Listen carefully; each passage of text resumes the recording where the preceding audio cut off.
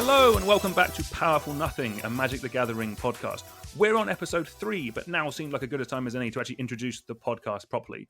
My name is Dan, found on the internet as 2SweetMTG. I am joined by my co-host James. How is it going, dude? Yeah, doing pretty well. Excited to review the MTGO Vintage Cube changes. I play an unhealthy amount of that format, so definitely have some opinions to share. And also do a fun trophy race every season, which I'm quite excited to get back into immediately after we've started recording with our guest here. So yeah, should be a lot of magic being chatted this evening for sure. No, fantastic. And yeah, before we get into the episode, it is time to introduce our bonus guest for today. We have Josh, better known online as Firetruck, who can often be found tearing up vintage. Welcome. How is it going? Yeah, very good. Very good. Yeah, also excited to talk Vintage Cube. It is the best format. And yeah, look forward to winning the trophy race. So I mean, logically, it should happen at some point, but we'll see. yeah, James is on a classic Lucky James streak, but it's fine. It's fine. This season it'll be mine, I'm sure. I like that you said you're going to be getting into the queues immediately after starting recording for this, James. Does that mean you're already in the first queue? I was going to ask which of you two is already playing. I'm logged on. I'm prepared to spend this entire conversation debating whether I should click join queue. Sadly, I don't have that amount of faith in my internet connection, so I'm going to wait until after the recording. So give you a nice head start, Fantastic. So today we are going to be talking about the Magic Online Vintage Cube. It's up live for the next week because there's a showcase coming up where you get to see some of the best Magic players battle it out for some real-world high-stakes cash. With it as well, we've also had probably the most changes that we've ever seen in one go to the Vintage Cube. I think it's around the 80 change mark, which is a very, very large number for a 540 cube. I know the two of you have untold trophies between you both, but before we get into the weeds, probably the best place to just start, just kind of set the ground level, is what type of cube is the MTGO Vintage Cube? Kind of what can we expect? Like, Josh, when I throw this to you first, what can you expect from the Vintage Cube? Lots of power. You've got all the restricted cards. Well, not all the restricted cards, but you got the Power 9 included, which is the most fun bit. So you get to do lots of broken starts with Moxen and Lotus. You've also got Recall and Time Walk. So yeah, lots of busted high variance plays, swingy games. But that all the fast mana typically supports lots of just like classic fun strategies. So you get to play with pretty iconic cards through the history of Magic. So yeah, it is just all of the best from the last 30 years collated into one place. Well, maybe not all the best, all the most powerful, I guess, because I don't know if Oko is in fact a high point, but No one likes Oko, let's be honest. depends on which side of the battlefield it is as to my love for Oko. But and then James, as kind of Josh has mentioned, there's a lot of high-powered cards, but I'm assuming that also means there's a lot of high-powered archetypes, like a lot of kind of quick wins, that kind of stuff. What kind of decks can you be expecting to be facing in a cube like this? Absolutely. There's it's definitely, as Josh said, a cube where you can do a lot of broken stuff, and even though you don't have to do broken stuff to win, you definitely need to be keeping the fact that exists in mind as you're drafting and as you're playing. You need to be either doing something broken or interacting with something broken with the broken stuff, or just going really quickly. So some of the best decks you'll see are fast combo decks. So this is Reanimator, this is Storm, or like Tinker artifact style decks. We also have the classic Splinter Twin, Kiki-Jiki combos, and Sneak Attack. But then the reactive cards are also really good. So I'd say the spot where you probably will end up most is blue-based good stuff. With because the blue cards are very, very powerful in this cube. This is not a cube with a good color balance. I think that's a feature, not a bug. But the blue reactive cards are very good here. So you've got the counter spells, and that also, of course, gives you access to broken stuff like Ancestral and Time Walk. And then you've got aggressive decks, which can actually be quicker. It'd be as quick as the average draw of a lot of the combo decks, even if they can't be as quick as the fastest possible draw. You're not going to be quicker than Dark Ritual and Tomb Reanimate, but you can maybe be quicker than them setting up a Reanimate on turn 4. So that's mono white aggro and mono red aggro, both very, very strong decks in the format. But the nice thing about this format is it's really open. We can't give you a list of like 10 archetypes and all of your drafts will fall into one of them neatly. There's a lot of bleed between all the archetypes. And I think even after 100 drafts of this format, you will be drafting new stuff that you have never drafted before.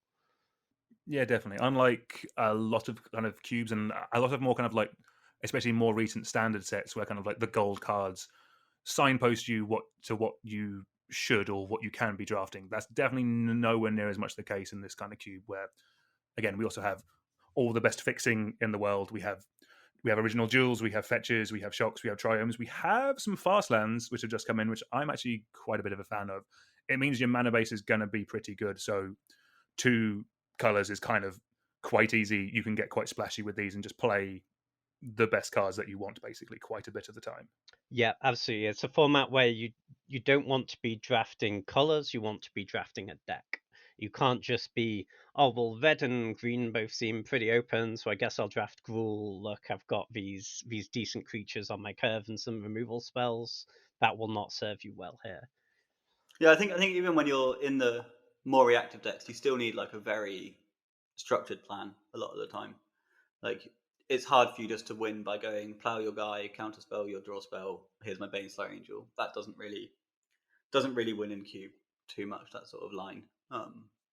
Yeah, I mean it can, but yeah, it's less likely in a cube with this power level of stuff. Like you could just get blown out just as quickly. Awesome. So that's kind of the base of the cube, what we've kind of experienced in the past.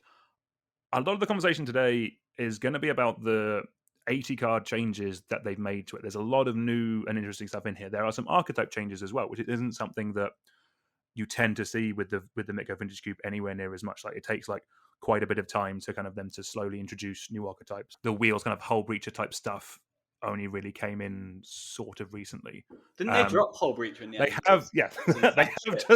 they have just cut Hull Breacher. But we have Narset and Leovold still. Yeah. But what's interesting about you saying the aggressive decks, I think Mono Red's taken a massive dagger. I think it looks pretty like it's been weakened quite a bit in this update. Like it didn't get many new toys. Because a lot of that has gone into the new sacrifice theme. Yeah, shall we start with Mono Red then? Yeah, I think that's a good place. Because I guess Mono Red is kind of a bread and butter. It's a straightforward isn't the right way to say it, but kind of like it's a good deck for newer players to get into because it is curve out, kill your opponent before they can do anything broken. In terms of the red changes, so they have added some strong red cards. Like Embercleave has come in replacing Hazoret. I'm assuming if we like Mono Red, we like Embercleave. Do you think that's fair? I really struggle with the idea of like equipment being good is the top end of my red deck. I mean, it might be good, but one of the issues is right. We're playing the most powerful cards ever, so I might curve 1, 2, 3 Embercleave, but if my opponent just paths to exile my target, and shocks one of my other creatures, then I don't have the sort of 5/4 indestructible dude I was going to have in previously, sort of thing. So I'm Embercleave is powerful and it will win games, but I'm not sure it's the correct top end for your mono red deck. I think I'd rather be in the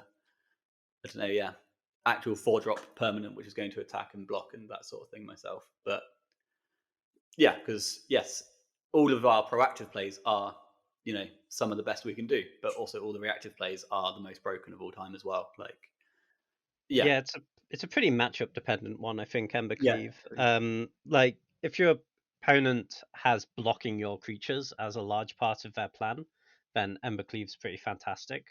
The issue with Embercleave, though, is if your curve out is disrupted, then you're looking at your Embercleave and it costs 5 mana and it doesn't really do anything. whereas something like Hazoret is just a threat on its own. It can help you recover after a Wrath or just a bunch of spot removal on your guys. Yeah, I think it's an interesting race. I think it will like let you win games really quickly. I don't know if it does great things for your overall win percentage. Actually, Embercleave. No, that's actually quite interesting because obviously, Embercleave has done a lot of powerful things in a lot of formats, but obviously we are, as you both said, we are now putting up against some of the stronger cards of all time. Yeah, I think the reason we're sort of colder on it is it's just very situational, right? Like if we come up against a control deck that's got Doomblade and Death Touch creatures that we have to get through, then Embercleave is a lot worse than Hazoret. But it's great against Death Touch creatures. Double strike. Oh, Double true. Strike and trample. Okay, sure. It's great against Death Touch creatures, but it is bad against Doomblades. Exactly. Like, yeah, if they're interactive, it's going to be real rough versus a Hazoret, which basically couldn't be interacted with and was a threat regardless of whether we'd curved perfectly and it's our last card and we're attacking for 5, or whether it's just this is my indestructible enchantment for a few turns whilst I shock you every turn. Like, yeah, I think Hazoret's just more consistent.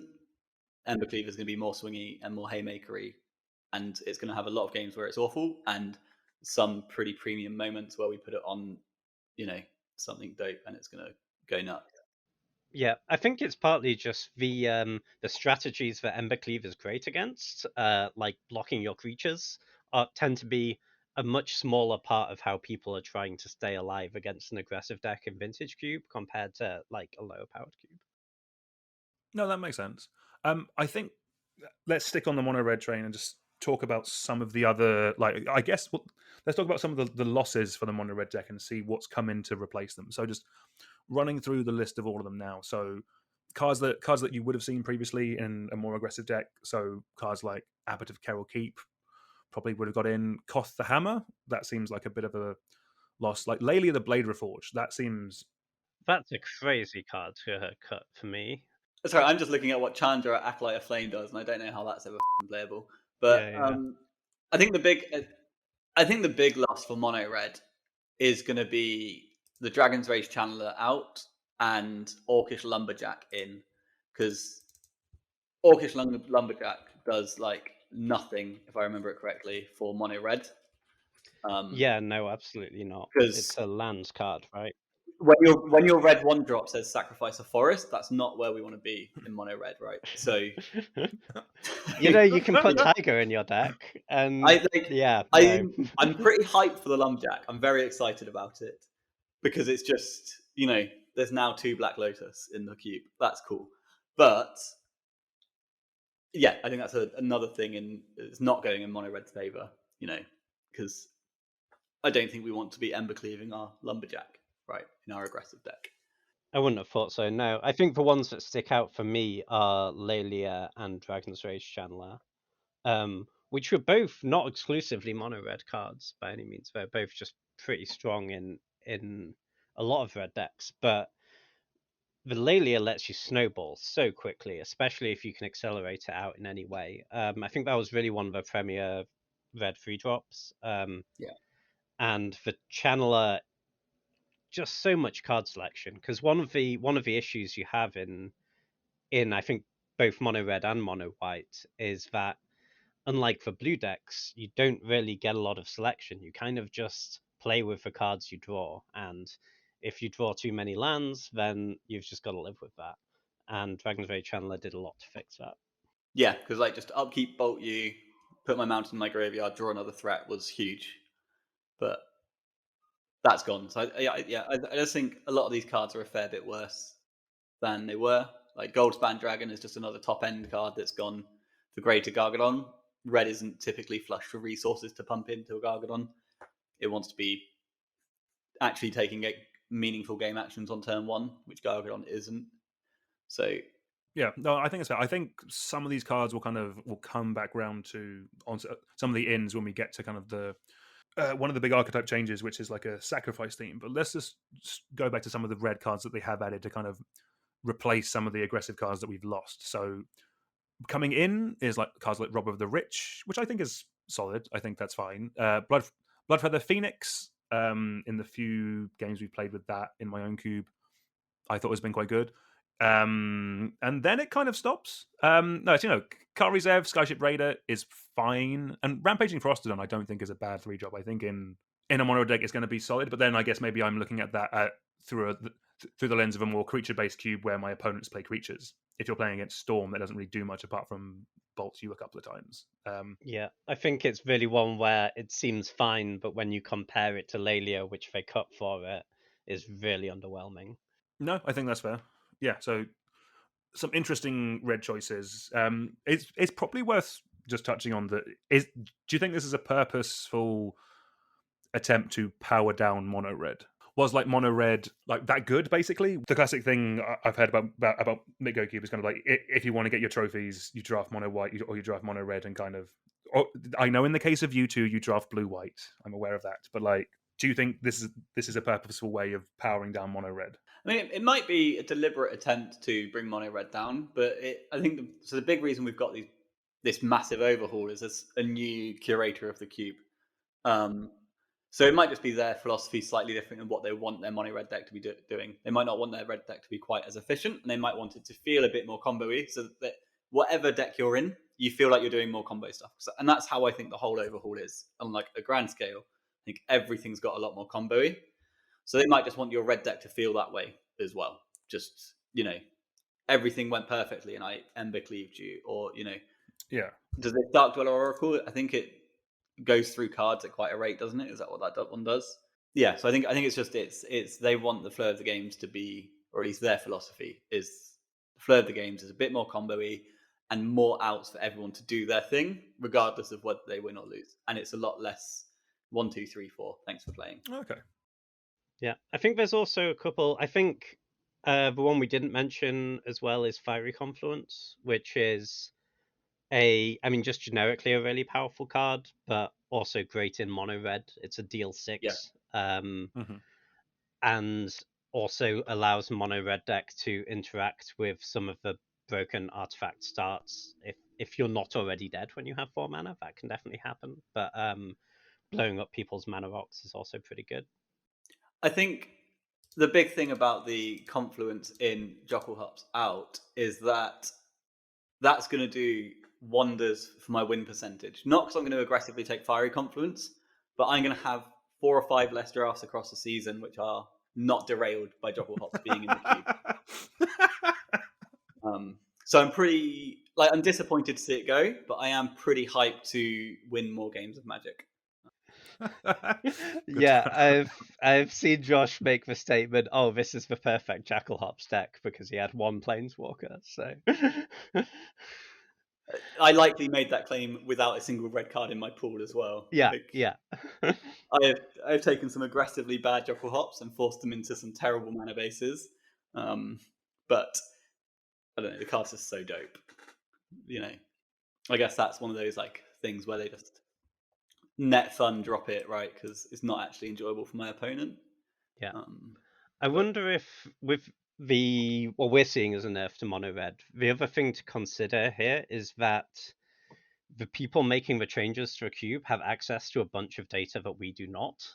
We don't know what mono red's win percentage is. We just have our subjective view of it.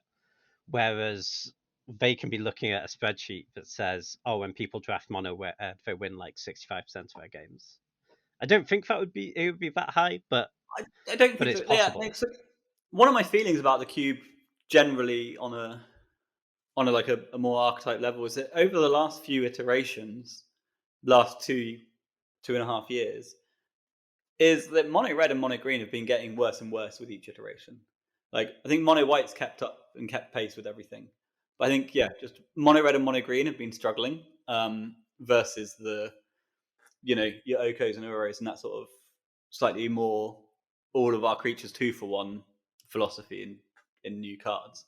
I think those 2 decks have got a lot worse. But, that doesn't really mean anything. It's just... No, I don't disagree with that at all. Yeah. I don't think it was a particularly tier 1 deck in the last few iterations. I think it was good. You could definitely trophy with it, but I don't know. It's most of my mono red decks, though, I always accepted I was in mono red midway through pack 2 rather than before that. So it's always interesting with the monocolor aggro decks, how you end up there. I think mostly the way you want to end up there is you take a couple of good red cards early. You have like a Ragavan, a Lightning Bolt, a Fiery Confluence, whatever it might be. But the problem with mono red is you really don't want to be the second mono red drafter at the table because you will not have enough playable mono red cards. So mostly the time you want to move in is if you've got your good red cards and you notice there was, say, an Eidolon of a Great Revel in the first pack, and that only goes in mono red, and if that comes back to you, then that's the moment when you can be like, okay, now I'm going mono red. Yeah, so it's just when you're looking at red being roughly open, but you're also taking your decent blue cards or your decent support green cards, and then it's in that pack 1 when you start wheeling the real signals that mono red is open, like your Eidolon of the Great Revels, your Sulfuric Vortex, that sort of, and Lightning Bolts as well. If you're tabling the 1-mana burn spells, that's when you can start moving into mono red. The other time to really consider moving into mono red is when cards like Yawgmoth's Wood or Tendrils doesn't wheel. At that point, you probably want to start considering the fact that you got, an Unholy Heat earlier, quite a big sign for where you should go. But unfortunately, you can't get Unholy Heat anymore because that was just cut for Firebolt. Firebolt's cool. Firebolt's a good. That's actually a good one. change for mono red because people will take your Unholy Heat off you more aggressively than they'll take your Firebolt off you. And your Firebolt can go at your opponent's life total, which Unholy Heat cannot. Nice. Right. We mentioned mono green in the last little minute. Should we move on to green now? Because there does seem to be a fair, like an overview of green, because a lot of the changes do seem to be cutting cards for tutors. Green, I think, is quite exciting because it's going to have the same sort of ramp package it did before. But the thing that green's always struggled with is it's either needed, it's needed to get to that 7, 8, 9 sort of mana, and the only card that's meant you haven't had to get there is Natural Order. And now with this change, you've got a lot of tutors. So you've got Time of Need, which tutors up a legend. You've got Worldly Tutor, which tutors to the top of the deck. There's also Primal Command, which is another to hand tutor, if I remember that card correctly. And I think there was one more. Tooth and Nail's back. Tooth and Nail, sure. So that's quite expensive still, but it just seems a lot more tutor heavy, which means we're going to be able to get silver bullets, and we're just going to be able to get our win conditions a bit easier. Yeah, because that's on top of Green Sun Zenith, Finale of Devastation. Oh yeah, and Pattern of Rebirth is another new one, and Pattern of Rebirth is insane, right? Like, that's a really cool addition. I don't know if there's any green cards that can kill themselves effectively, but Pattern's just going to put some really sick stuff into play. Devoted Druid? Yeah, okay, yeah, that's sick. So you can just Devoted Druid out a big fatty, be it it's not Progenitus now, right? It's a Traxxas. So yeah, I think green's gonna be a lot more now. It's just gonna be elf, tutor for something thick, and then the next and the nice thing about all these tutors apart from Pattern is that they all give your opponent an untapped step and the opportunity to respond to how you're about to kill them. So I think they're going to play quite nicely, unless you're the green deck and you tutor for something and then just die, which I imagine is going to happen a lot because your opponent's been put on notice. But I think the green is quite exciting because I think green struggled as well. I think the green change is quite cool. No, definitely. Like when I look at the cuts for cuts for green, it is kind of a lot of, I don't want to say underwhelming cards, but Magus of the Order never really got there. I think I'm right in saying Elder Gargaroth is maybe a creature that you maybe would have wanted to get in the past, but again, a Baneslayer Angel is probably not where we want to be in this style of cube. Like, I'm surprised Pelucranos made it this long. Like, unless I'm missing something. Like, Pelucranos, I have often heard as the creature you use to explain the cards you shouldn't play in Vintage Cube. Like, it's the archetypal creature that someone who hasn't played Cube before would be like, oh, Pelucranos, this is fantastic. And then they put it in their deck and then they lose because it doesn't really do anything. Yeah, and like you've got rid of the Titania thing, which is good to see go. Garrick Relentless is a shame. I liked him. He not for green really. I just liked it in the sort of survival decks. But yeah, like a lot of these cards are just cards that we're not going to really miss, right? Bushwhack is a fight spell. Cool. Circle of Dreams Druid was 15th pick the vast majority of the time. So I'm interested that you. So I think the green tutors are cool, but I have my doubts that they're going to be great in mono green, particularly. I don't really see that it solves mono green's problem of you don't do anything until you hit 7 or 8 mana. You're not. It's not like you have like combos to tutor for, particularly that let you do stuff in the early turns of the game. It's not like we're setting up, devoted druid combo or something. Are we just tutoring for our 8-drop that's going to kill them? Yeah, I don't know actually. I don't know. So they have brought in Court of Bounty. It's the one that gives you the initiative, and if you have the initiative on your upkeep, you cheat something into play. Is that kind of the plan? Is it? Oh yeah, maybe it is just you're supposed to actually be playing with Eureka now. I can't imagine that is the case, but I think one of the issues with mono green in the past is you've played your dorks, you've curved your, you've got to the point where you can produce 4, 5, 6, 7, 8, 9 mana sort of thing, and you just have nothing to do with it. Whereas I think all of these, they've cut a bunch of chaff and mid-range cards. So now we're going to ramp, and we're going to almost always, if we've got a reasonable mono green deck, we're going to almost always have access to our top end now. Whether we make it there or not, mana wise, that's a different story. But I think 1-2, elf into turn 3 Pelucranos is pointless, right? You might as well just have mulliganed that hand or just gone to the next game.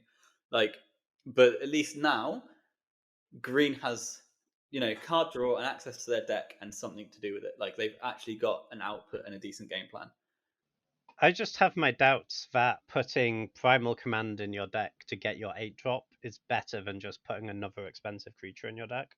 Yeah, I guess it is one of the tricky parts with mono green. I think it's one of the reasons why in my own cube, like I've cut like Raphelos and that kind of stuff. Like it's just not good enough. And it could just be a thing of, because mono green has always been part of the vintage cube, or at least as long as I have seen it, there's always been like a mono green elfy natural order style of deck into hoof, that kind of thing. Maybe they are just trying that, like in this iteration, yes, they made 80 changes, but maybe they're trying not to change too much. Maybe I'm reading too much into this, but maybe it's kind of like, we'll try and make it work this time. If it gets there, awesome. Or if it shows some levels of improvement or people like it, then maybe we'll push that a bit more. Maybe in the future they'll just give up on it. Perfectly reasonable, yeah. I don't know. I think it looks better than it has been. You might be right though, James. That actually, like maybe Primal Command isn't where you want to actually be, and you want to like. I think Worldly Tutor is just very good. I think that's just very powerful because it's 1 mana, goes to the top. It's an instant. I'm going to get it straight away. Yeah. Grand. I think that's great. Would put in my sneak attack deck. Yes, exactly. I think but then saying all of this, right, as we did, just as we said earlier, Fiery Confluence is back, so that's going to be a big downer as well for your green deck. And I think just to be clear, when we're talking about green here, we're being not great. We're talking about mono green as the elf 7-drop not being great. Yeah, green, like multicolor green, I think can be really very good. Yeah, your 3, 4, 5 color green decks are, I think, reasonable. Yeah. Yeah, that sort of transitions over to like let's do a green next deck, because like we do have a couple of cards that I'm kind of assuming for like a Landsy base deck, or maybe like a 3-4 color deck. So we have Renom Realmbreaker that's come in from the new set that fixes all your lands. That seems to going to go in that kind of thing. We say to Wayfinder. I mean, I love Say to Wayfinder. They have just cut Life from the Loam, which I know is probably not great anymore, but it's got Dredge on it, therefore I will stand that card till I die. And also Springbloom Druid, another way of sacking lands. Like this will kind of again transition us into into the sacrifice theme that I think they're bringing into other colors. But where do you feel on the like Green X lands package? It looks like they're trying to do something with it, but they have also just cut Field of the Dead. So I'm not entirely sure where this lands. What do you two think about this? So there's a few cards which put lands in your graveyard pretty well with the Satyr Wayfinder. I think Orcish Lumberjack is very relevant here. Zuran Orb has also just come in as well. That's the other one for Zoran Orb sacking has lands. just come in, yeah. And Zoran Fast Bond's quite exciting. yeah, I think these. I've drafted a lot of the lands deck. I don't think it's particularly good. You can definitely win with it, but you need a lot of pieces to line up. I think this is giving you a little bit more redundancy because there was definitely an issue before where you're putting like multiple crucible type effects in your deck and you only have like one or two things that work with them, and if you don't draw them then you're not really doing anything. And I think like giving you Lumberjack and Springbloom Druid and Satyr Wayfinder as just playable cards lets you get a bit more consistent there. But I have my doubt. I think it's only really Lumberjack that I'm actually excited for in this archetype. Yeah, I don't think there's like a really good lands deck to play. I think you're still going to be looking at just doing Crucible Strip Fast Bond sort of stuff to just lock out the game. Like they've just dropped Field of the Dead, so you don't get too much reward now for playing a bunch of lands. And then you've got Dark Depths combo, but that's just very hard to actually set up and pull off. Yeah, the way I've had most success with the Fast Bond stuff is not being all about it. It's being I have loads of fetch lands because I'm playing like 4 or 5 colors anyway, because I just want to play loads of really good cards from 4 or 5 colors. And because I have the Fast Bond, I'm willing to put like a Crucible or a Ren and Sex in my deck because you can go off from just I have a Fast Bond, a Crucible, and a fetch land, so I'm going to get every fetchable land out of my deck. But I don't think you want to necessarily be all in as some of these cards are, and even things like Springloom Druid. It's 3 mana. This is a very low power level card for this cube. Like, I understand there's stuff you can do with it, which helps it get to maybe playable, but I think it's still pretty underwhelming. No, I think that's fair. One other land that's probably worth mentioning in this little section is City of Traitors has also just come in. I quite like this card. It's obviously very good in a lot of formats. I think it's been quite good in Cube, and obviously good when you have effects that can bring it back to kind of negate the downside of sacking it. It's effectively another Ancient Tomb in some kind of decks. What do you think of City of Traitors coming in? It's cool. It's certainly not for the 5-color green mid-range lists. I wouldn't say, just because they're always so color intensive. It's really hard to get use out of the Ancient Tomb sort of thing. I think the biggest decks that will get a boon from that will probably just be your more aggressive decks that just want to pump stuff out. It's hard for the artifact decks to use City of Traitors, like because you can. The good thing about Ancient Tomb, right, is you can play a Talisman or a Signet on one. I don't know what's in at the moment, but the City of Traitors, like, yeah, okay, you get to do that, but then you can't make another land drop the next turn without, hampering yourself that turn or the following turn. So I think it's good, but I think it's better in mono white, mono reds. Yeah, City of Traitors out my Gideon ally of Zendikar seems like where you want to be with that card. Yeah. So we've talked about red and green already. Let's talk about the archetype that's kind of has 2 of those colors in, the kind of Jundi sacrificey style of deck. So cards that we're kind of bringing in. So they're sort of doing aristocrats, sort of. Like we have like Blood Artist, Meat Hut Massacre, Mayhem Devil coming in as kind of like drain pinging effects. We have cards like Cabal Therapist, Greater Gargadon that we've mentioned, Dark Dweller Oracle, Phyrexian Tower as kind of sacrifice outlets, and we've kind of got Chandra Acolyte of Flame, which, yes, I know, I do agree, is not fantastic, but it makes tokens, which is why I'm assuming it's in. We've got things like Jadar, Ghoul Caller of Nephalia, which is a worse Ophiomancer. What do we think of them trying this kind of aristocratic style of deck? Because there's kind of like there's a sprinkling of sacrifice stuff across the whole cube, but it seems to be primarily focused in kind of red-black with a sprinkling of green for some land stuff. Like, what do we think about that? My take would be that I think they've had a problem for a while where what does black do outside of Reanimator? And they've kind of tried a couple of things. They tried to do like black as an aggressive thing, didn't really work. I think they're going back to the sacrificey thing now. I'm fine with them trying that. I don't have super high hopes for many of these cards. I think there's some here that you can use without being really all in on the sacrifice thing. Like something like Cabal Therapist, which is the black for a 1/1 at the beginning of combat on your turn. You can sack a creature. If you do, you Cabal Therapy your opponent. Like just playing that with a Bitter Blossom or an Etheomancer or something, that's like a small pocket of sacrificey synergy I can kind of get behind. I don't know that I actually want to be like putting Blood Artists in my deck and trying to kill people with them.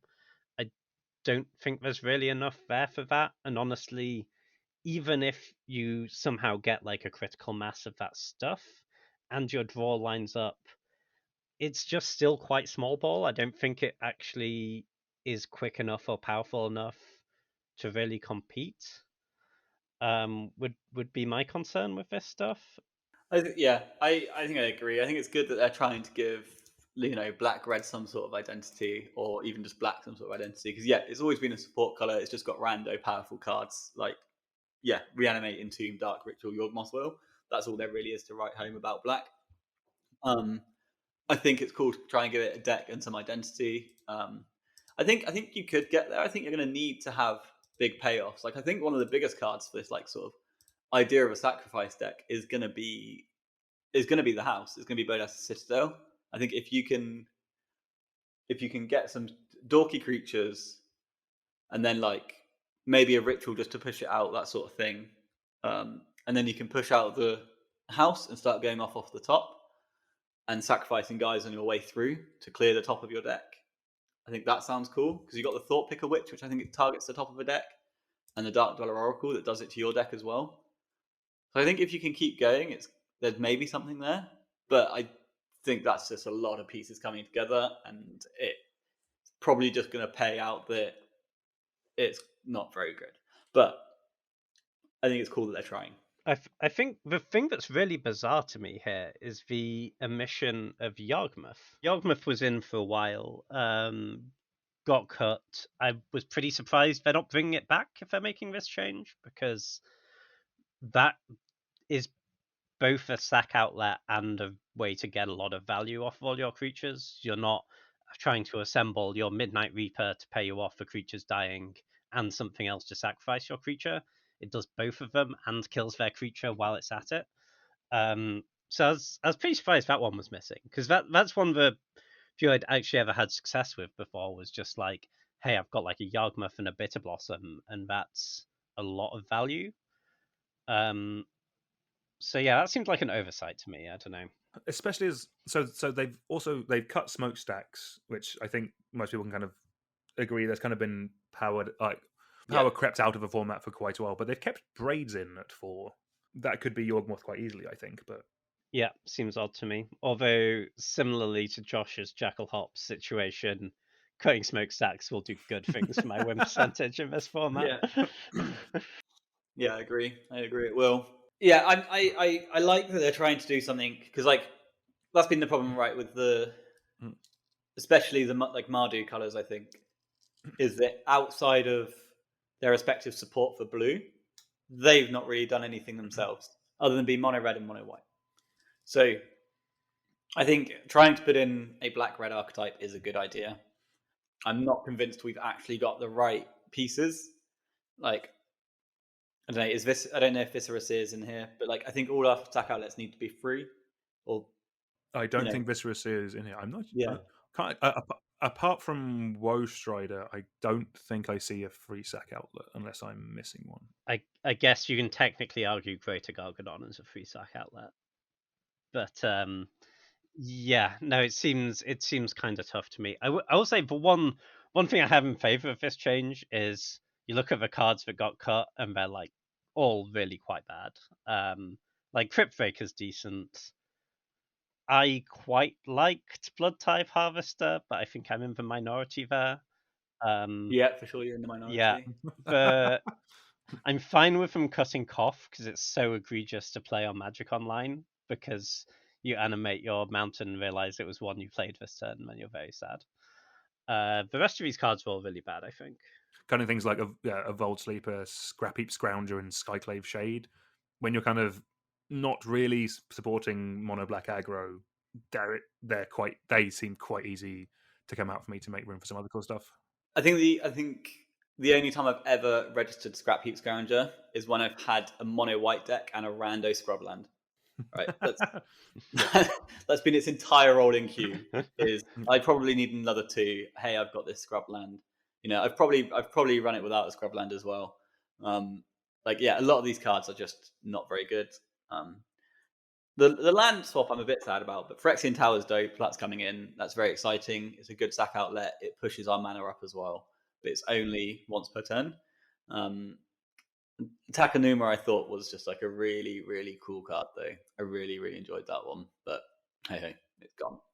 Give it a couple of months. I think once the Warhammer cards appear on Magic Online, I think we could get something a bit more spicy, because currently none of the Warhammer cards are here, so we don't have. Oh, we don't have Poxwalkers. Give me some Poxwalkers Yeah. already. Just on, you reminded me by saying a couple of months. They've actually extended Cube on Modo time until the end of May. Oh, really? Oh, so it's up for what, 20 days at time of recording? Let's go. 20 days, 16 hours, and 4 minutes. Just an estimate there, isn't it, Charlie? Yeah. Give or take 30 seconds. Hard to say. Don't worry, I've still yet to register 0 cubes this season. Don't worry, guys. I'm still with you. Well, we'll see if we have one by the end of this. The page is open.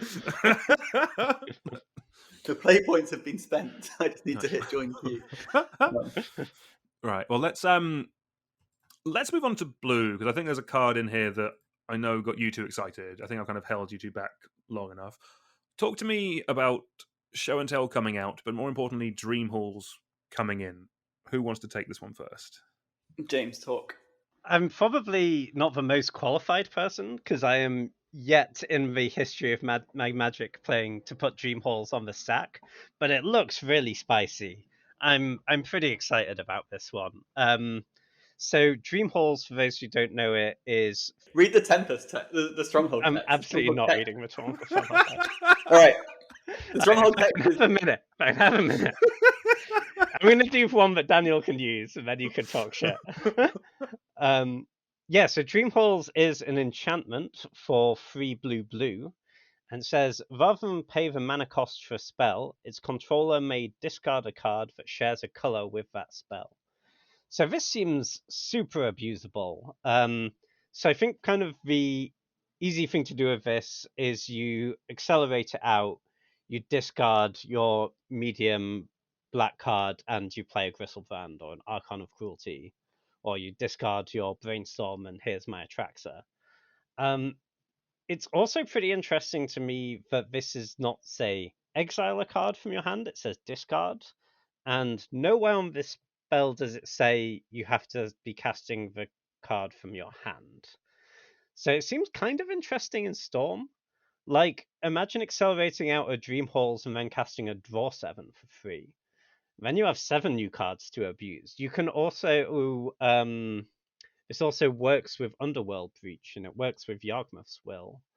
And both of those things seem pretty spicy. I'm not the premier Storm player on this call, so I'll be interested to see what Josh thinks about that. But yeah, what do you reckon? I think it's really exciting, and I think yeah. So like the obvious thing is play your Dream Halls and then discard a black card or discard a card, put your Fatty into play.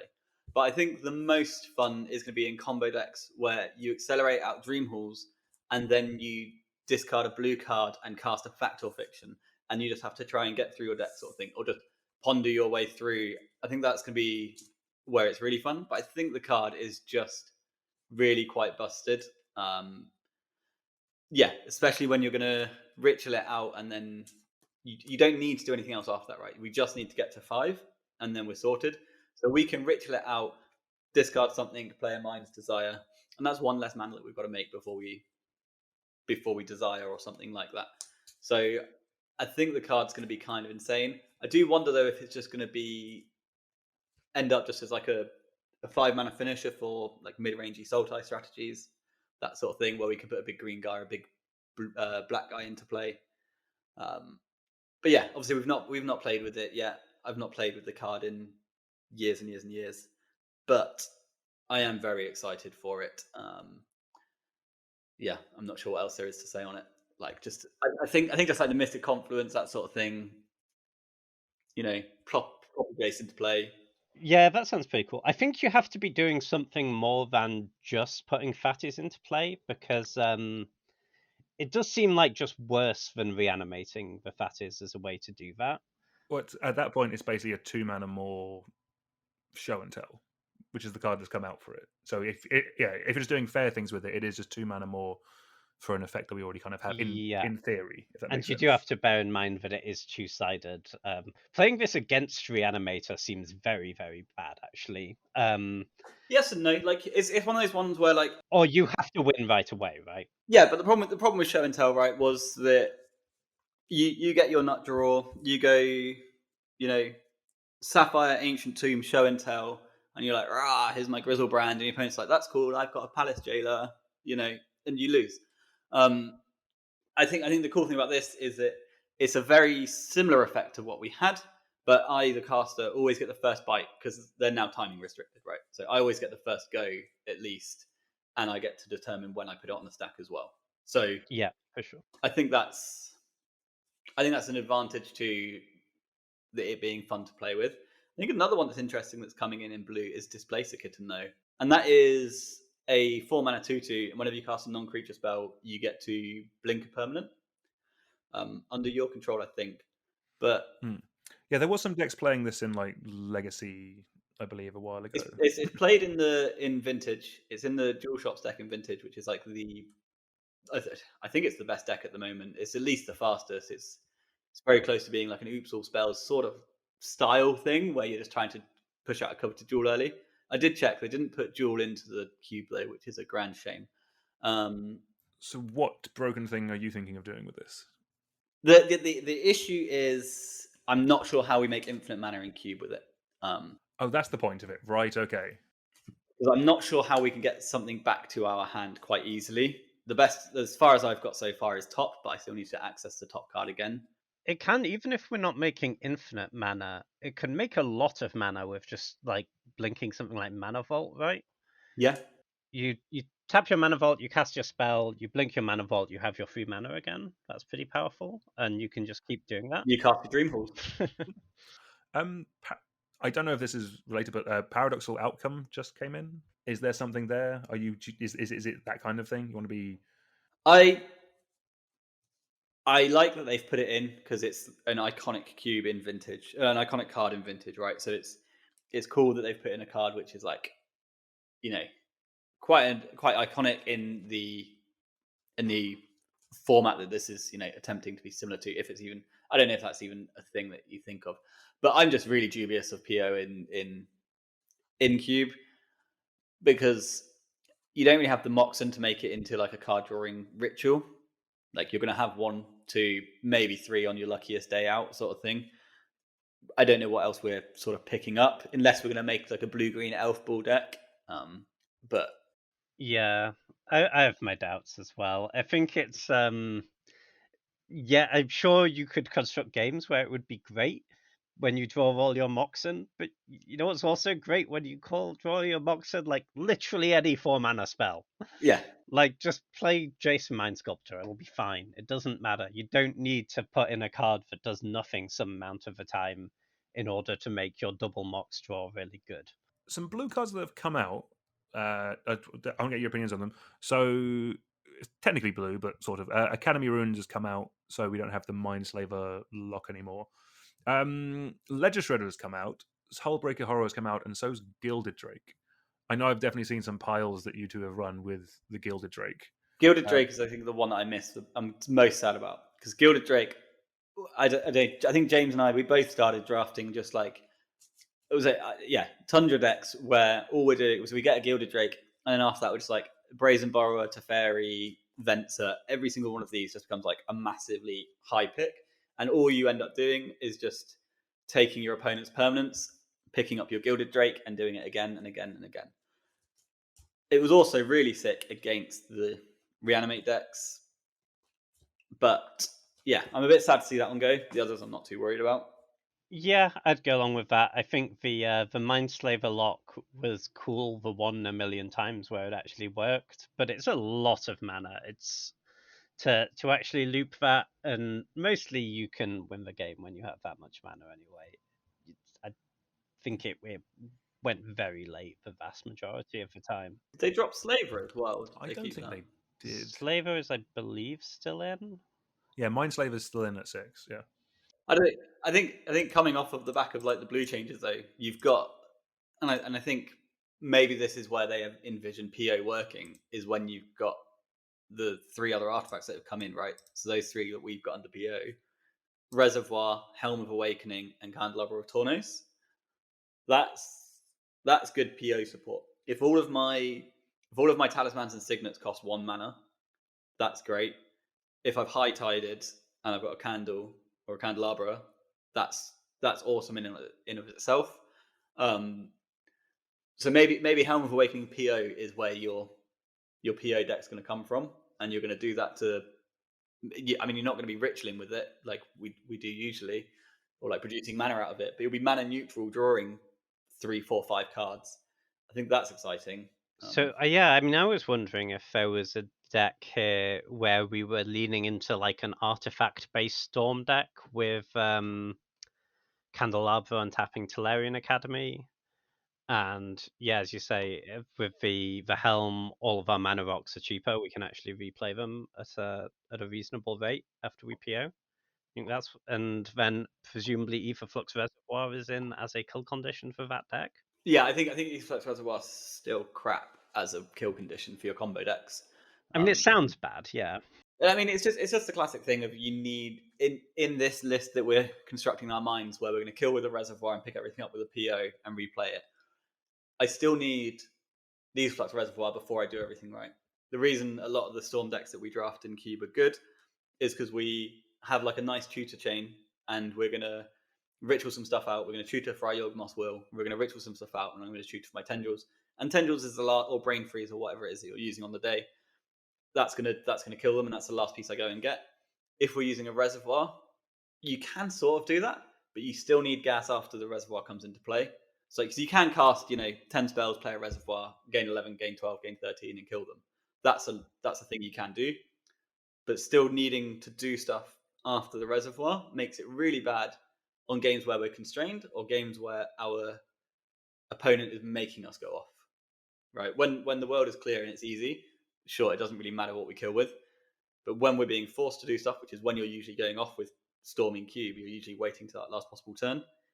I think Reservoir's just not where we want to be. I mean, I'll play it if I have to, but I'd much rather be on any of the other kill conditions. Yeah, it's really hard to imagine a deck that would prefer to have Ether Flux Reservoir than Brain Freeze, right? For example. Yes. I mean, I will have it in my sideboard for when my game 1 opponent shows me their Eldrazi. But yeah, I'm not convinced that is where we want to be. Yeah. However, it's probably better than Smokestack.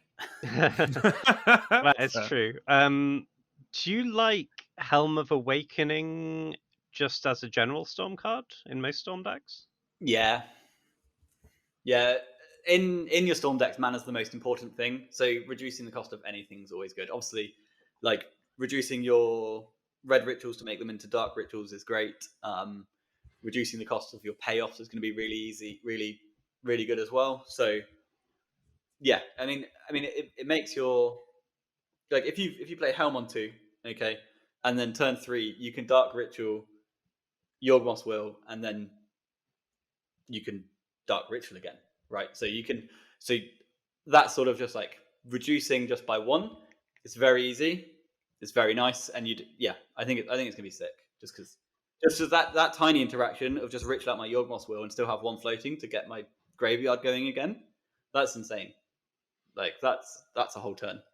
Yeah. So I think the play pattern's interesting, right? With The card it reminded me of was the mana doublers, Mana Flare and the green one.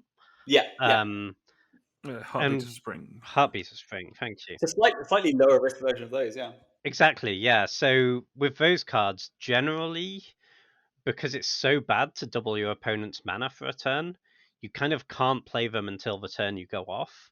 So you need a way to untap all your lands to get your mana back, because you've tapped 3 of your lands to play your mana doubler.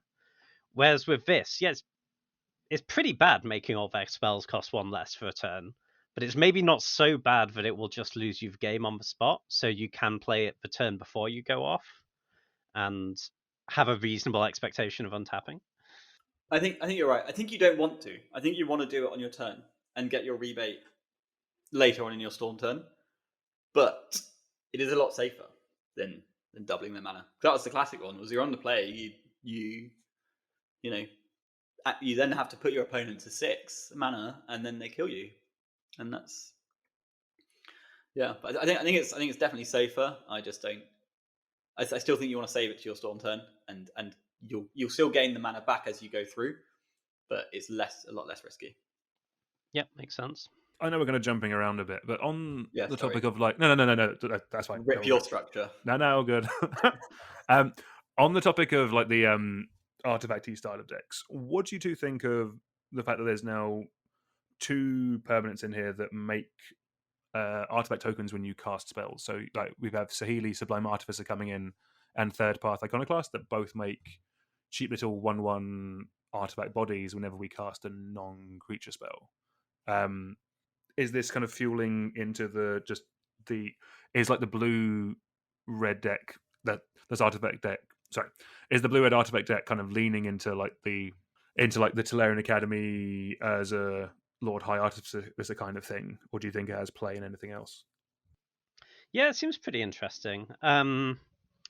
So with Third Path Iconoclasts, see the card it's very easily compared to is Young Pyromancer, which is I always found to be pretty underwhelming in Cube, but this has a few advantages of it triggers off any non-creature spell, not just instants or sorceries, and it makes artifacts. So yeah, it lends itself very nicely to an artifact deck. I think you've hit the nail on the head with the cards you want to abuse it with. I think you want Tolarian Academy and Urza, and you can turn every one of those artifacts into mana, and I think you're probably then just trying to cast like Sundering Titans and big colorless threats or big threats of any sort, I guess. But it's definitely an interesting space. Like we've not really had that effect of when you cast a spell, make an artifact recently in Cube. I don't know what it does. It obviously boosts them when you've got those cards. I think another big support card for it is going to just be Sensei's Top, right? You tax your turn by 1 mana, but you always make a 1/1 every turn. Is just going to be decent card flow, decent token flow. But yeah, I don't think it's massively exciting for those archetypes. It's a little bit of something, but I don't think it's revolutionary. Yeah, I'd agree with that. I don't think it's something you're going to be taking highly at any point, but I think if you already have an Urza and an Academy, then you can be pretty interested in Saheeli. So again, let's move on to our last monocolor before we talk about some of the other multicolors. So we have white. There's quite a few changes, including one I think is going to be quite strong, and the first time that we've seen this mechanic in the Vintage Cube. So with white, should we start with White Plume Adventurer? We have the initiative. It's been breaking other formats. It's been very good in my cube. How do we think adding just the one of them is going to be in the Vintage Cube? Yeah, I think this card's going to be pretty phenomenal.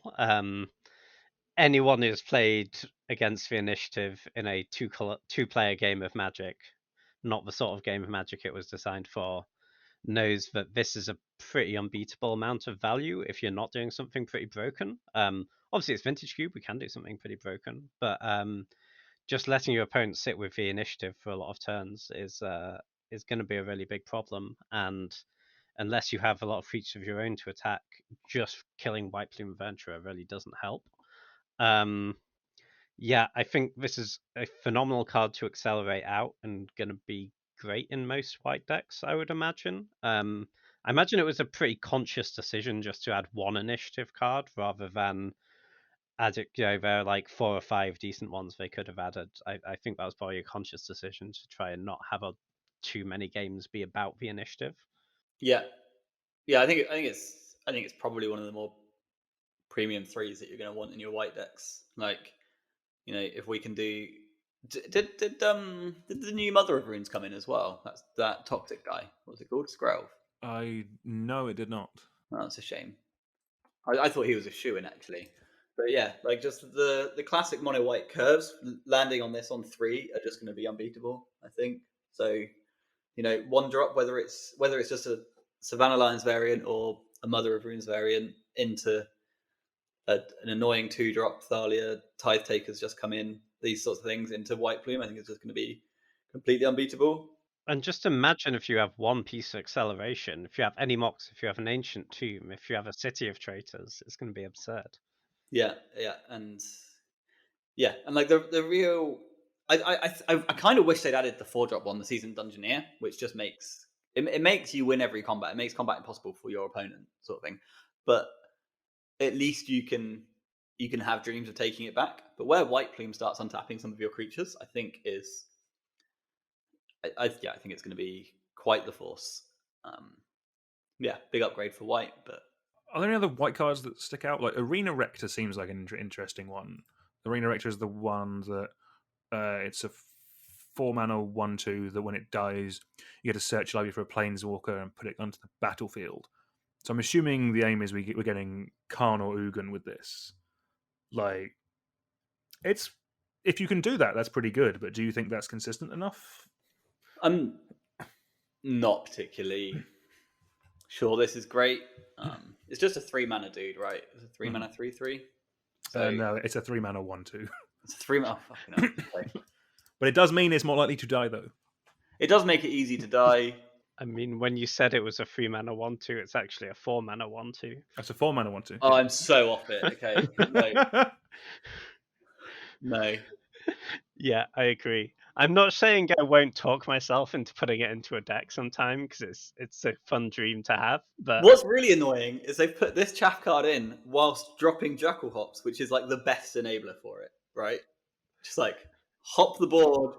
I don't care what my Planeswalker is, but no, I don't think that's a real thing. Because like your best case scenario is you get to chump block with it in combat and put a Gideon into play. I don't know. I'm sort of off it. No, that's fair. I think we mentioned Enlightened Tutor coming in earlier when we were talking about the tutors. But I don't know if we did mention Enlightened Tutor, but Enlightened Tutor I'm kind of excited for. Are you Enlightened Tutoring for your Dream Halls? Is that how these games are going? Or Enlightened Tutor for Dream Hall sounds good, but also just the mana's really good at the moment because we've got the fetch lands, we've got all the triumphs. So like Enlightened Tutor should search up my Animate deck. Like is a really nice splash we can make. I think that's going to be quite a big one. Enlightened Tutor for Pattern of Rebirth, the other tutor that came in. That means we can get any creature into play in the future. I think that's exciting. I think that's exciting for anyone who opens a Black Lotus as well. So that's quite easy in level 1. That person already has plenty of excitement, I'd say. I'm pretty sure that they're already having all the fun. They get no more fun. Enlightened Tutor for Lotus, turn to a 5-drop. Sounds great. Where do you stand on Enlightened Tutor, James? Because I can imagine you're not quite as excited about top tutors as I am. Because you usually draft a lot more mid-rangey 2-for-1 card value decks than I do. Yeah, I mean, I'm not putting it in my normal mid-range value piles, but like I don't really believe in. You can tutor for Fast Bond. We'll come to that, yeah. Sorry, that literally just came to me. I don't really believe in like Enlightened Tutor for my Mox, for example, as a way to accelerate your mana because you're just down a lot of cards. And you've got to be doing something really, really broken with that. But yeah, Enlightened Tutor for like Dream Halls, Pattern of Rebirth, whatever it might be, if it's like a combo piece that's actually doing something really busted for you if you just play that card, I think that's pretty powerful. Like, I think it's a card that you won't play super often, but when you do, it'll be really good. Or I mean, you can put it in decks where you shouldn't, and it won't be I'll good. do that. Thank you. Yeah, Yeah, but yeah. I'm glad I got your permission, When I but I play will it, it'll bring be that good. one. Yeah. Are there any other white cards that stand out, like Loyal Retainers being a little reanimate spell Low in white? retainers, I think, is cool.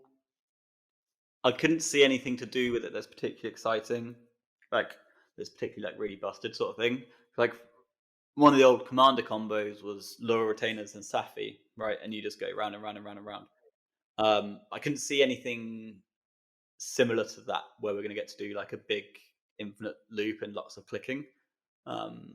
You know, in Tomb My Grizzlebrand, this is just another way to do that. Yeah, that's more what I'm anticipating. It'll be bring back a big legendary. Are we done with white, or should we move on to a big legendary? Let's move on to some big legendaries, yeah. All right, well, let's talk about a multicolored card. So, rather unsurprisingly, we have Atraxa Grand Unifier coming in for this with Progenitus coming out. I was going to be a bit past Progenitus anyway, but Atraxa seems like quite a step up and going to make the reanimated decks that little bit better. Why not? Are you too happy to see big Atraxa coming in? Yeah, I have no idea how Progenitus lasted this long in Vintage Cube. It's never ever good. Atraxa's phenomenal. Yeah, absolutely. It's I think it's a pretty premium reanimation target, but you can also natural order for it. I'm not above trying to hardcast this. Pitches to Solitude. Pitches to Solitude, pitches to Force of Will, pitches to Grief. So I think it's great, but my big question for you guys is: we're going to live in magical Christmas land. Pick one, pack one.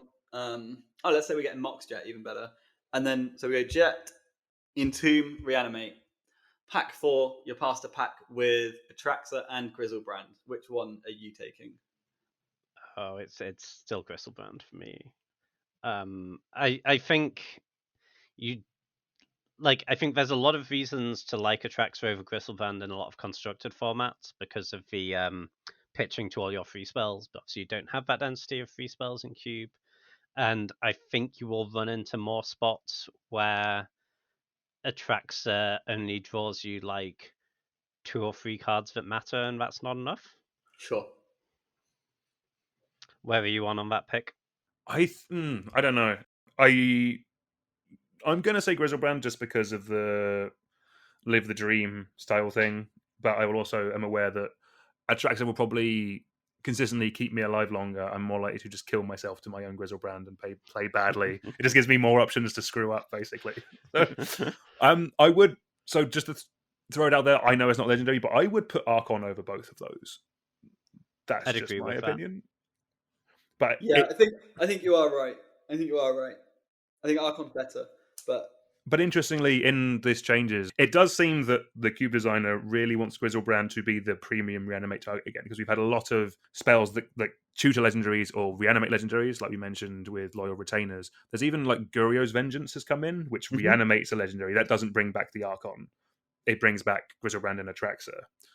So yeah, maybe in the Vintage Cube now, there is an argument that because of that kind of support, that Grizzlebrand and Atraxa have gone above.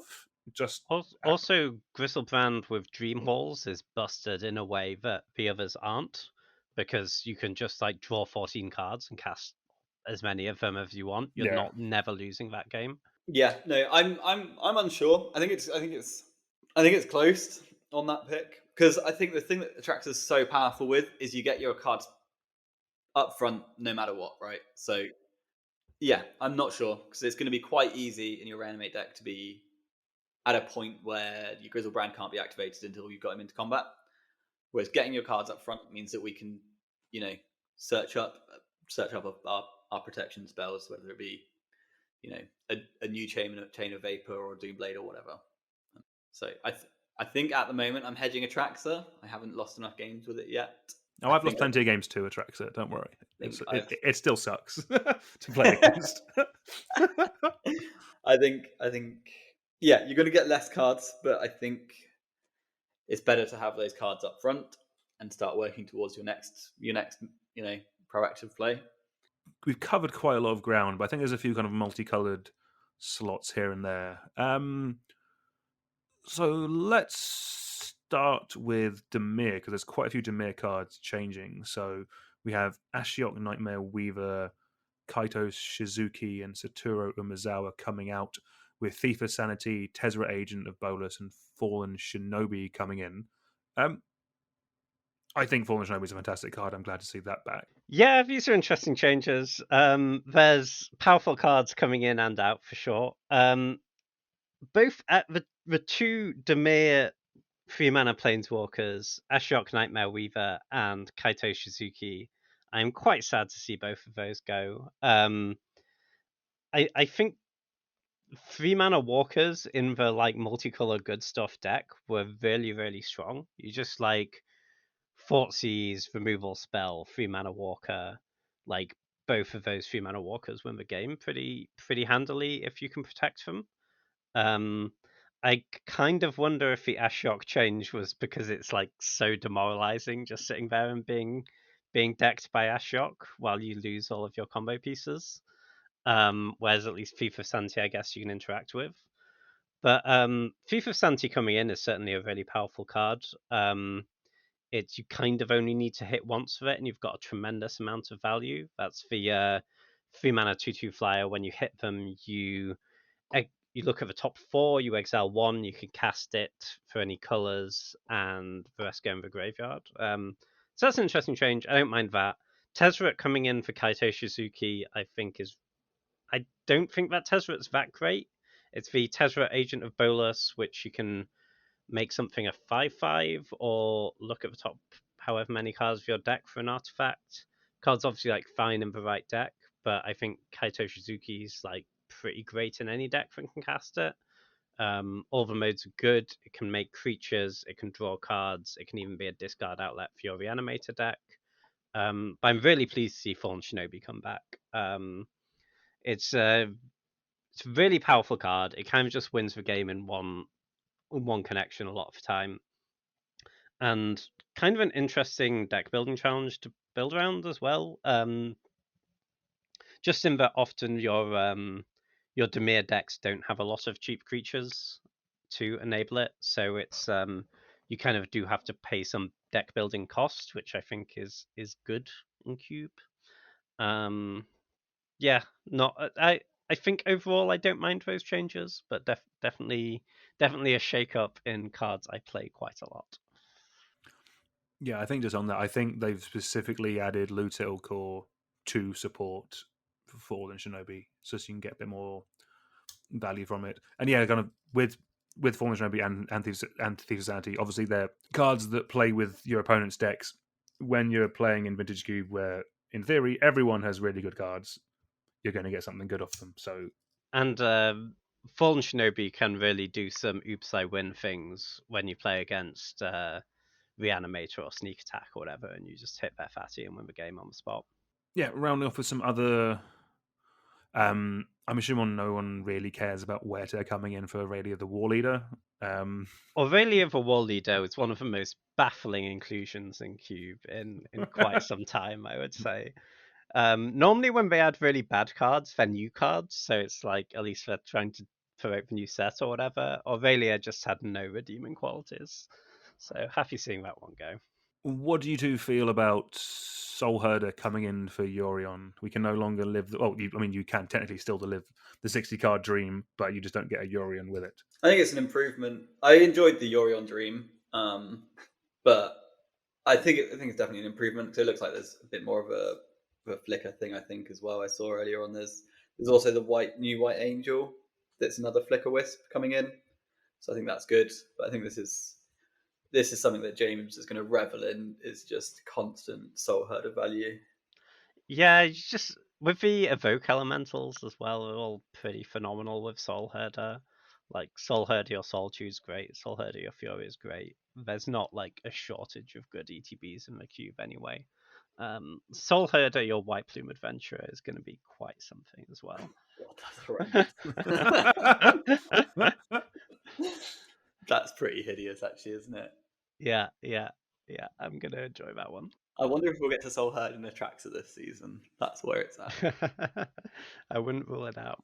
Just on Soul Herder sneak attacks are really funny, right? Like, I know we've already won the game, but just in our win more, we can stack those triggers right and keep it. Yeah. You can keep your thing, get your ETB again. Yeah, just in case I need to annihilate 6 once again. Yeah. It's definitely a game plan. You can even sneak in the Soul Herder. You don't need to pay full retail for it. Oh my god. That's the value. That's the value right there. Nice. Well, let's I think we're about to round it off. Couple of changes to the land sections, which I think are improvements. So we've got Raging Ravine, Lava Claw Reaches, and Creeping Tar Pit coming out. Underground River, Sulphurous Springs, and God, Car Plus and Forest coming in. Carplusian Forest or something like that. Yeah. Let's go. Yeah, nice. Carplusian Forest, love it. They just seem better to me. Like lands that don't come into play tapped, I'm assuming are going to be better than man lands in 2023. So I agree. I think Raging Ravine was so like the roles those ones played before, right? Raging Ravine was like a cool storm combo finish when your storm deck was awful. I'm sorry, that's not where I thought you were going with that, but okay. Right. So the joke on Raging Ravine was that you could make a bunch of mana, activate it a bunch of times, and then it gains the +1/+1 counter ability however many times you've activated it, right? So we can make infinite mana, say, and then I can activate it 25 times. I'll attack you, and you'll take 28 damage. Mm-hmm. That did not come up much, but it was always in the back of my mind that it existed. Right. So it was like a real, like, I'm sure people played it in their Gruul decks, but that's just not how I interact with Cube.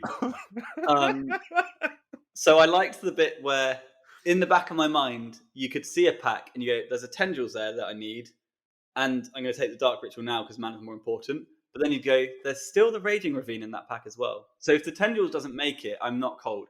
So that was good. But the one that I actually think is a shame to go is Creeping Tar Pit, because Creeping Tar Pit was a really good way because like a lot of the time in blue and black, you miss on Reanimate, you miss on Storm, and then you've just got a rando blue-black deck which has got Bob and Snapcaster Mage and a Jace, and you need to really grind out this game.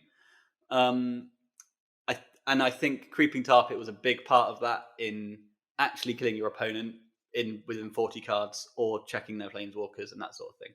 So that one I think is actually going to be an impact. I know we just talked about the black upgrades, and I think they are probably upgrades, but yeah, I think Creeping Tar Pit actually held a reasonable place in this Cube's meta game. So that one I am sad to see go. Yeah, see, I'm one of the people who actually wants the rando blue black deck with Dark Confidant and Snapcaster Mage. So I am pretty sad about Creeping Tar Pit, actually. It's only 3 mana to activate, and 3 power of unblockable is kind of a lot.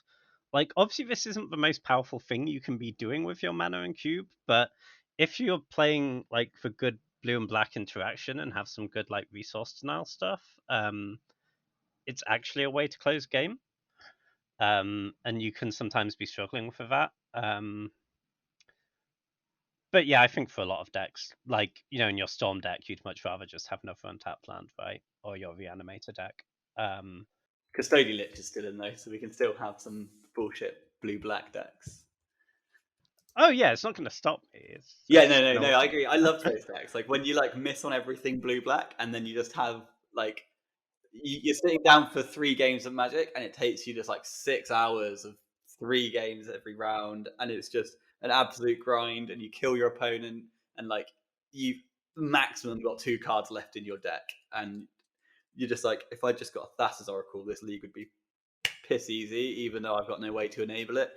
And it's just, yeah, like I've won with just, Snapcaster Mage, Bob, Custodian Lich, and a Creeping Tar Pit is my only actual threats, sort of thing. Like those decks are the most fun. Yeah, phenomenal. What was the third one? Sorry. Lava Claw reaches out, Sulphur Springs in. Lava Claw reaches was always pretty bad. I'm sure you have stormed off and killed someone with Lava Claw reaches, but it was pretty bad. I think that one's fine to go for sure. Yeah. Cool, fantastic. So I think that's all the cards we want to talk about today.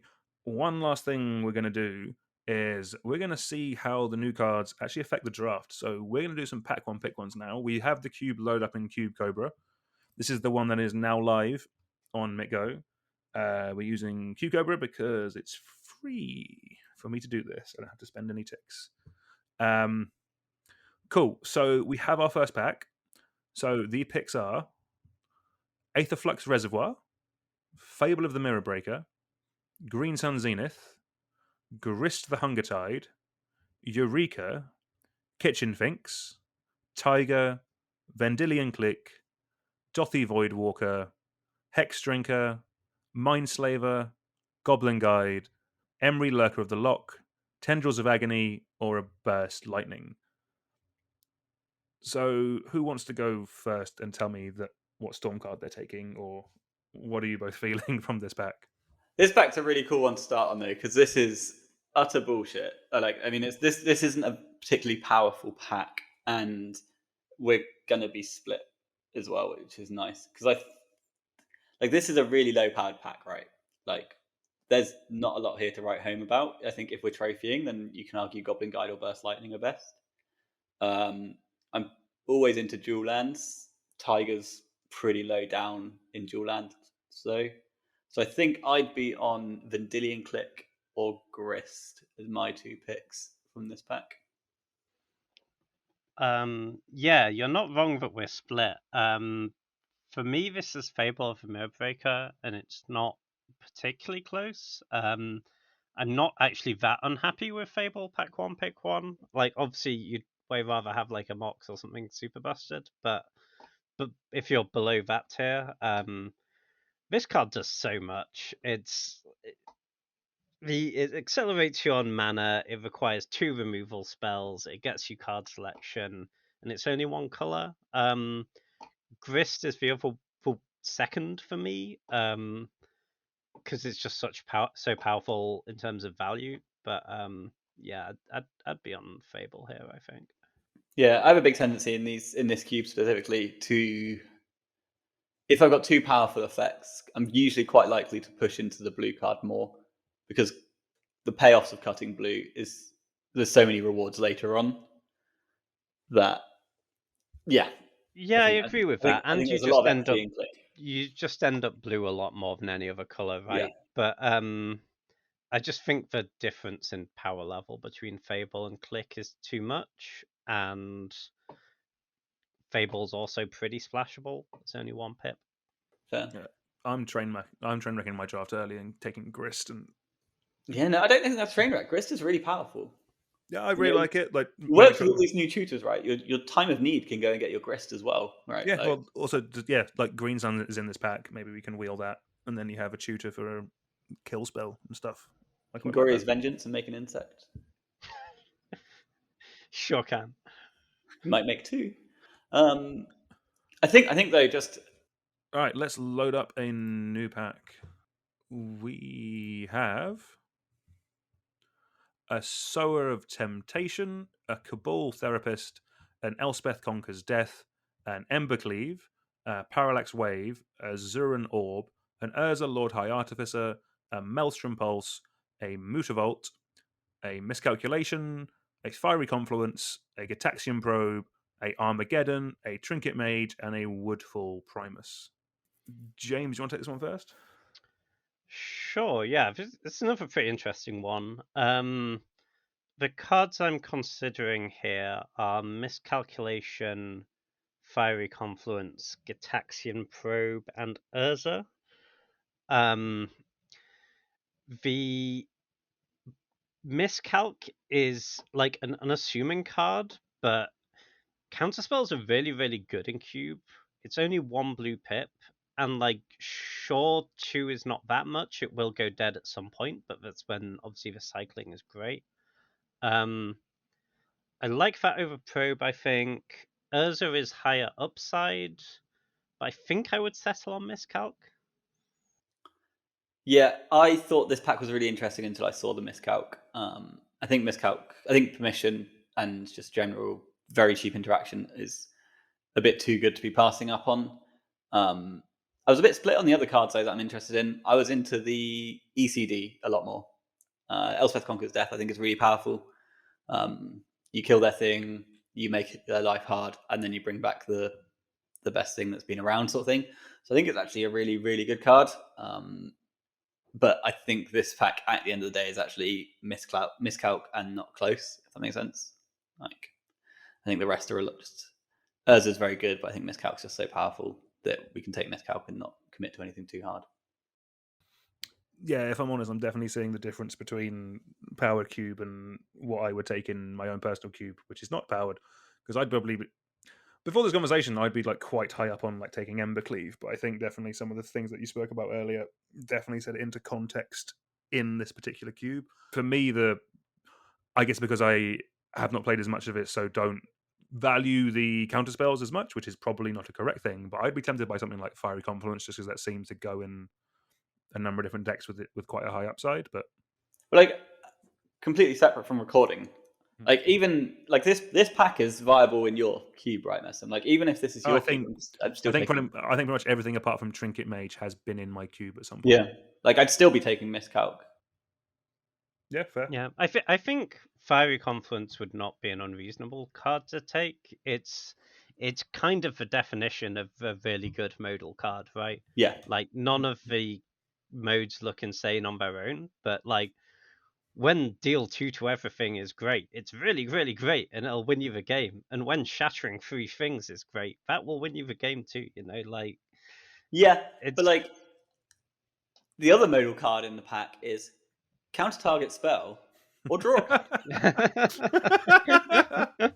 And those two modes are a lot less situational than the card that is twice as expensive and not blue. So it's just like... But sometimes Fiery Confluence is a 3-for-1, and Miscalc is never a 3-for-1. Like, yes and no, right? Like, it's like in Cube, there's a lot of plays where you do something, and you know, you do a couple of iterations, and then the big payoff comes in. And if you miscalc that, it can be. Yeah. No, You know. And the other big thing for Miscalc, right, is it's blue. You're gonna end up blue a lot more than any of the other colors. Exactly. Yeah, it's just not committal at all. Yeah. Fair. All right. Next up, we have Narset Parter of Veils, a Baleful Strix, Sulphurous Springs, a Desperate Ritual, Tinker, Vendilion Click, Silent Clearing, Muldrifter, Sword of Fire and Ice, Remand, Thespian Stage, Flicker Wisp, Lingering Souls, Sword of Feast and Famine, and an Una's Prowler. So, I think I know already you two are just going to take the Remand here. I'm going to make an argument for Tinker. If I'm playing this kind of cube, I want to do something big and broken. I'm planting my flag. We're forcing Tinker. It's not correct, but I'm going to have a ton of fun. The other cards that kind of I could see being that I would be tempted by, I do like Baleful Strix, but going into 2 colors early, not ideal. Apart from that, maybe Narset. But yeah, you two, where are you leaning towards this pack? I think I am on Remand. I really wanted to not say Remand to not be predictable, but it's just gonna be good in every deck, right? Like, even Remand as well, and this was also played for Miscalc, but the counterspells that are only 1 blue pip, because counterspells are so powerful, like, I will pretty happily splash blue in a mostly white aggressive deck for like a Remand and a Spell Pierce, you know, and be pretty happy about it. So like, I actually have Remand, I think, over Counterspell, for example, for mostly that reason. But I wouldn't fault anyone for taking Tinker. If it was like, if I'm just drafting on Magic Online and I felt like doing something broken, I might take Tinker. I don't think it's an unreasonable pick. I think Tinker and Remand are better than all the other cards in the pack. Yeah, I completely agree. I think this is a complete, like, what mood am I in, right? Like, I think if I'm on a streak of losses, I'm going to take the Remand and just be like, no, this is bullshit. But I would really struggle to pass the Tinker here, and I'd be happy to, like, it's one way you go, I'm going to take Tinker, Remand's correct, you know, and like, but there's also an argument in this cube as well. It's just like, pick one, pack one Tinker is the best time to get Tinker right, because then we're informed for the other 44 picks. So it might actually be right that Tinker is correct, because it's such a powerful card. It's such a high upside, and this is the best time to take it. Like, we can hopefully get other good blue cards. Like, Remand is replaceable, Tinker is not. I think Remand is better, and I'd take Tinker. Let's go. Awesome. All right, should we do one more? Do you fancy one more? Yeah, one more. Let's see if we can get some power, or maybe even a fetch land. Let's. Yeah, we've had a distinct lack of power so far. All right, we have a Lightning Helix, a Omnath Locus of Creation, a Inferno Titan, a Blade Splicer, a Mystical Tutor, a Jace the Mind Sculptor, a Karplusan Forest, a Rampaging Frostodon, a Thieving Skydiver, a Worldly Tutor, a Lutital Core, a Craterhoof Behemoth, a Sahili Sublime Artificer, a Badlands, and a Jetmir's Garden. So, who wants to... I'm taking Jace. Yeah. This is one of those packs that you open up and you see the Jace and you think, I'm going to take the Jace, and then you look at the rest of it and there's nothing really else to write home about, and then you take the Jace. In my opinion, like, there's not even like picks in this pack where you think, oh, maybe I should force mono red and mono white because I've opened up the Mother of Runes or whatever is, or the Ragavan. It's just, there's 15 cards. Jace is clearly the best one. Yeah, I'd probably be on Jace. I think What's Mystical close to you? Tutor is the other one I'd consider. It's like great in Reanimator, great in Storm. Have you tried Jace in those decks? I like Mystical Tutor a lot more than Jace in Reanimator. Like, my issue with Mystical Tutor is that it's just awful in every other blue deck, right? Like, I'd much rather get Mystical later, and I think there's outs that Mystical can wheel. Out of this pack? Out of this pack, no, actually, that's true. Yeah. Yeah, actually. This is one of those packs where if you get to the end of the pack and go, there's 14 cards and you never saw this one again, it's just not. Don't worry, guys. Let's just go to the next pack. It's fine. Like, it doesn't matter. I was about to ask, what are you hoping to wheel? But okay. I'm always hoping to wheel Omnath every time I see it because it's great and I love it. I'm assuming my next 2 to 3 picks are fetch lands, and we'll go from there. I think yeah, the wheel out of this, I'm hoping to wheel the Thieving Skydiver or Lutial Core, maybe the Badlands on a very lucky day. Like, if I get either of those 2 blue cards back, maybe I don't get the Mystical Tutor back, but yeah, the rest of these cards are really underwhelming. I think I already know the answer to this, but I feel I should answer anyway. With the changes to mono green now with more tutors, is there any... What would make me click on pack 1 a Worldly Tutor? No, the hoof, basically. Like, is there a world where, like, take hoof, wheel Worldly Tutor? I actually think you're probably onto something, in that hoof is probably one of the next cards that we should actually be looking at.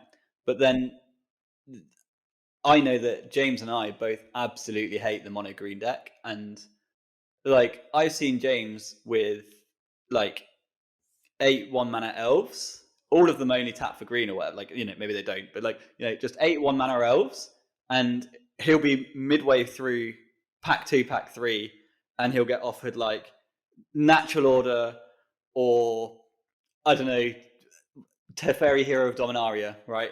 And I'm like, James, you could clearly take this Natural Order for your Woodfall Primus. And he's like, yeah, but I've got a Noble Hierarch and a Breeding Pool, so I'm going to take the Teferi. And it's like, that's just roughly where we land on mono green. I've drafted mono green, dropped without playing again, and drafted again. So like, it's just, we just don't want to be there, and that's why I didn't notice that was in the pack until you said so. And you've already asked me what I'm hoping to wheel. Like, I don't know. Yeah, it's just not. It is powerful, and it might be the card after Jace. In real, like, I'm trying to win games of Magic, but I'm just not doing that. But I don't even really believe that it leads to many trophies drafting mono green. I mean, I don't enjoy playing it. That's not the only reason I don't draft it. I don't actually think it's that good because it's just not that consistent. Your draw needs to line up so well. Like, you need the exact right combination of ramp and payoff in your hand every time, and we have no selection for it. No, but I think that's where it's changed I now. guess maybe the tutors, sure. I think the tutors now have changed that, right? Because if we drop all of the bad mid-range cards that we used to have to play with, and you add 3 cards which tutor a creature to your hand, it's still slow, and I'm still not into it, but I think it's slightly better. Yeah, the issue I have is just Llanowar Elves? because Very boring. because tutoring for like an elf isn't good, right? Because it's like top deck tutors and we're not, expensive tutors. So why is it better having a bunch of tutors than just having like more expensive cards? Because they draw your expensive cards, right? We don't need 6 different hoof variants now. We just need 7 elves, 4 tutors, and a hoof. But if all the tutors do is find 7 and 8 drops, just play more of the 7 and 8 drops. You don't have to spend a bunch of mana on the tutor. Yeah, that's fair. But like, doesn't Worldly Tutor tops the land as well, right? So we've now got a tutor for Cradle. That's pretty big. Does it not? Then fuck it. Yeah, just the creature. Just the creature. Right. Oh, there's Living Wish. That always gets me. Living Wish gets creature or land out of the board. It always gets me. Yeah, I think you could pretend that there's arguments for hoof. And take Jace. Take Jace. Right. Are you really actually on Mystical or Jace? I think Jace is just... I think Jace is best, but I do think Mystical's second. Like, what would you take if Jace wasn't here? Mystical or Badlands.